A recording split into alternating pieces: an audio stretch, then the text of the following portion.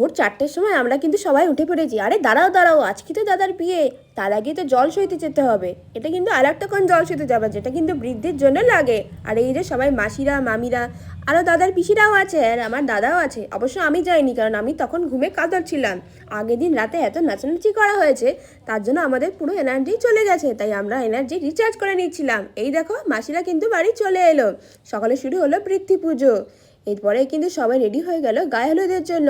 আরে বউয়ের বাড়ি গায়ে হলুদের তত্ত্ব নিয়ে যেতে হবে তো, তাই অনেক তত্ত্ব নিয়ে আমরা মোটে কয়েকজন গেছিলাম, আর বাকি সবাই ছিল কিন্তু বাড়িতে। কিন্তু মনটা আমাদের পড়েছিল সেই বাড়িতে, কখন গিয়ে আমরা গায়ে হলুদ নিয়ে নাচানাচি করব, গায়ে হলুদ মাখামাখি করব, সেই জন্য।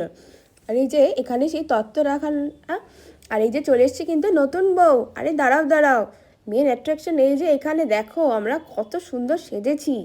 আর এই যে এবার কিন্তু আমরা যাব গায়ে হলুদের জল আনতে, আর মাঝখানে একটু হলুদ কোটা হলো, তার সাথে হলো নাচানাচি। আর এখানে কিন্তু মাঝখানে বড় ছিল। আর এই যে এবার নাচতে নাচতে চললাম গায়ে হলুদের জল সইতে। আর এখানে একটা দুর্দান্ত ইন্টারেস্টিং জিনিস হয়েছে, কি বলো তো, এখানে কিন্তু ছিল না কোনো ব্যান্ড পার্টি। ব্লুটুথে মিউজিক চালিয়ে আমরা করেছিলাম নাচানাচি। আবার এখানে কিন্তু নাচতে নাচতে কত আনন্দ করে নিলাম, তোমরাও দেখে নাও। আর কে নাচেনি, বড় ছোট সবাই নেচেছে।